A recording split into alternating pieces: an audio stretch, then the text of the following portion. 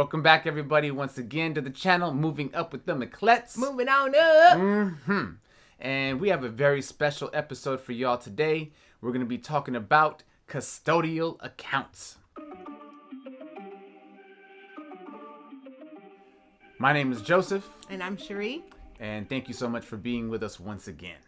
Now, why are custodial accounts important topics to talk about? Well, if you're anything like ourselves, you're parents, and you want to get your children's lives started on a much stronger pathway, you want to help them establish their generational wealth, or you kind of want to get them just a head start on life by the time they turn 18 or even 21 or perhaps 25 years old, and there's a lot of different potential for them in the future, this is an excellent opportunity for us as parents to do so. What is a custodial account? A custodial account is a taxable financial account held for a minor by either a parent or a legal guardian. So the two types of custodial accounts we'll be discussing today are the UTMA and the UGMA. And UTMA stands for Uniform Transfers to Minor Act. And UGMA stands for Uniform Gifts to Minors Act. So both accounts will allow you to save and invest for your child while having full control until they reach adulthood. And depending on your state, that can either be 18, 21, or 25. So make sure you do your research to determine what age the account will be transferred over to your child. So now let's get into the first of the two accounts that Sherri mentioned, which are the UGMAs.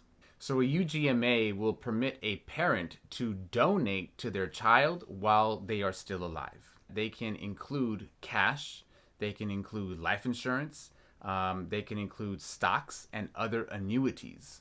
UGMAs can also be transferred to the child at the age of 18 here in the state of California and in some other states as well. And the UGMA limits usage for support obligations and assets to be donated. Now let's go ahead and move along and look at the UTMAs or the UTMAs. Now the UTMAs allow for more time to control up until the age of 25, but again, you want to check your state for the rules. Now the UTMAs also will allow for more usage than just support obligations. The UTMAs also allow for a much broader range of assets to be donated. These can include real estate, art, patents, and a number of other assets beyond just cash and life insurance and stocks. So a few benefits to the custodial accounts are there are no income or contribution limitations. So you can put in gifts, they can put in inheritance, they can put in earnings, and the account could just keep growing.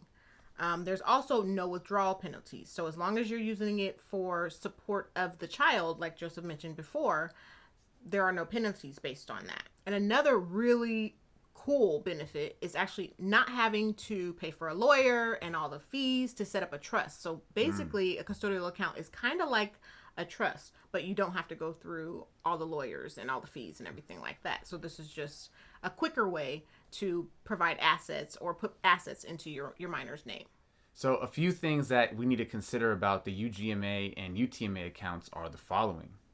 Once the minor turns of age, whether it's 18, 21, or 25, you no longer have control of the account, which means they can do whatever they want with the money.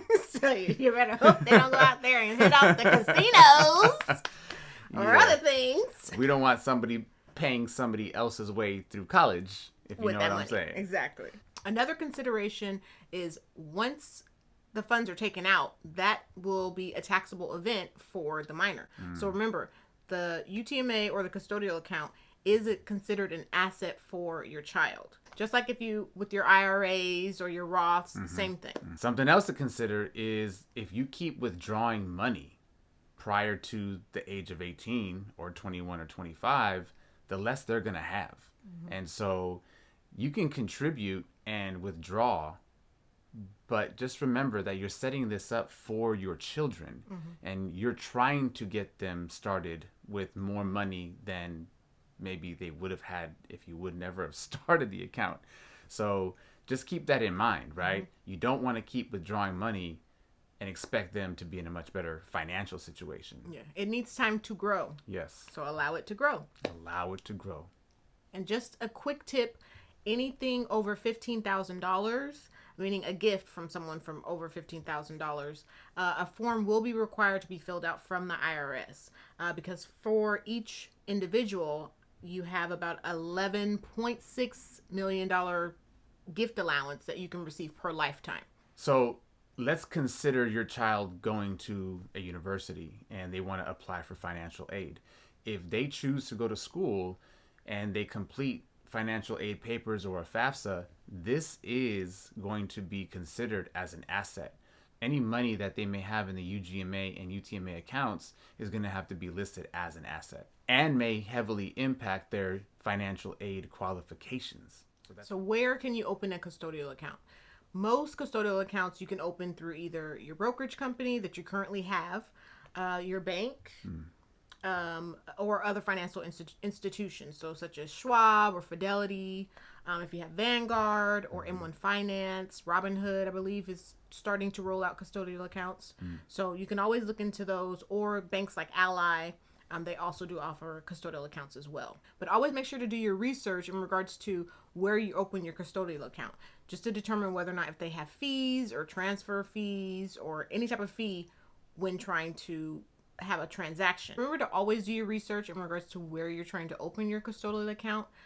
There may be fees associated with whomever you choose to go with, so make sure that that's something either you're okay with or look into someplace else that may not have those fees. And it's also a good idea to determine whether or not the place you're going to choose has a wide variety of options for you to choose from. So a wide variety of stocks and funds and different investment options for you to put into the UTMA or UGMA for your minor.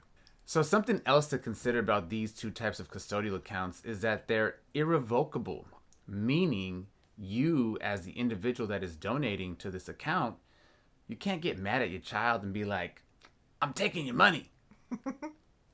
I'm gonna get rid of it. Can't do that. It doesn't work like that. If you're trying to get your children started financially in a situation that is much better by opening these accounts, you have to think about the fact that this is something that you're trying to do for them. And so you can't just simply get rid of it. Yeah, you won't be able to close the accounts. Once you open it for your minor, it's theirs. So like we said before, once they hit that age, you're going to want to hold on to the money. They might not be responsible, but at that point, in the eyes of the law, it's not your money. So be prepared for that. And hopefully this will also give you an opportunity to maybe speak to your child in regards to their financial habits or, just giving them ideas and tips on what to do with their money. Don't be trying to hide your money up in their accounts. That's what a lot of these accounts were created for. I'm not going to say that. So if you want your children to make certain financial decisions and you get upset about the fact that they're not making those financial decisions or not using that money the way you want them to use it, hands off. You got to let them make that decision and use it the way they want to, because at the end of the day, it is now their money. And think of it this way. This is a great way for you to help them grow their money at a young age. Just like how for our retirement accounts, we're trying to start early so that our money has time to grow, that compound interest, all those good things. So this is exactly what you're doing with your custodial account. Now, have we started custodial accounts for our 3 children? We have started custodial accounts for our 3. Beginning of the year, we opened them up through Vanguard. Correct. So every month, money goes into the accounts, and Joseph and I sit down and decide, okay, where do we want to put the money? What stocks do we want to purchase? What funds do we want to purchase? And we do it every month. Yep. And that's going in with the intentions that we're trying to help our children start their life as adults in whichever way they choose to go. If they go to a 4-year university, if they choose college, or even if they don't, and they want to start a business. They want to start a business, go into the workforce, or do anything with their lives. That money is going to be sitting there waiting for them in hopes that it's going to help them with whatever decision they make. Custodial accounts, they can be used for education purposes, but they're not quite the same as a 529 plan, which is something we may do a video on down the line. But we just wanted to cover custodial plans, and I love the fact that these are basically investment plans for children, and once again, when they are taxed at what is called the kiddie rate. So that's also something you should do your research on in regards to the custodial accounts. Hopefully, we've given you something to think about in regards to custodial accounts, in regards to an UTMA and an UGMA and what they stand for and the benefits and all those good things. And it'll give you something to think about. And maybe you take the time to research and decide if this is something that works for you and your family.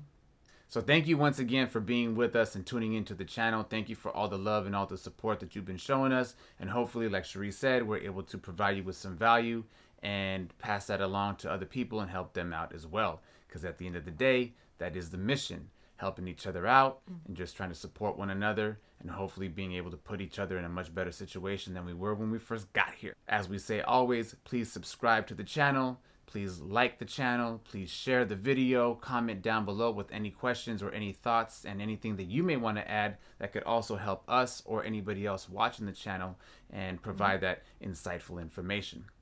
So thank you once again. Hopefully we'll see you next week on our next scheduled video, and keep moving up with Miclettes. Keep moving up, y'all.